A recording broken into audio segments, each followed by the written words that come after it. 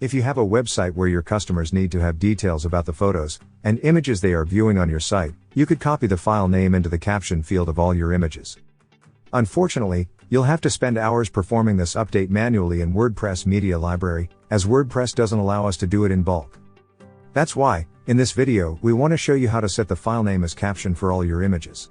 We will directly copy the content of the file name field to the caption field using the Media Library spreadsheet. This plugin aims to simplify the management of your media library by showing all your files in a spreadsheet where you can edit the values like in Excel or Google Sheets. You'll find the link to download the plugin in the description of this video, as well as the link to consult our written guide.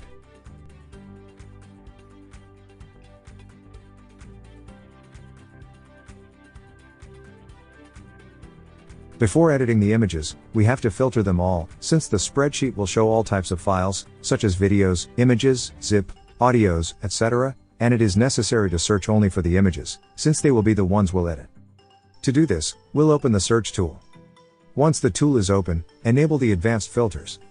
Then select Format. The operator will be Contains. Now we'll enter image as the value. Finally, run the search to display all the images we have on our site.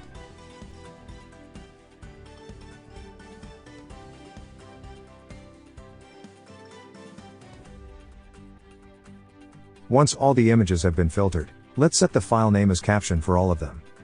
For this, open the bulk editing tool. Once the tool is open, select this option to edit the result from our search. Then, look for the field caption here. Select the copy from other columns option. And choose the file name column. Finally, execute. And all the changes will be applied. Setting the file name as the caption for all your images using the WordPress Media Library spreadsheet plugin will save you a lot of time and clicks. Remember that you will find the link to download the plugins in the video description, as well as the link to review our written guide. We have live chat support on our website in case you need extra help. Don't forget to subscribe to our YouTube channel for more video tutorials.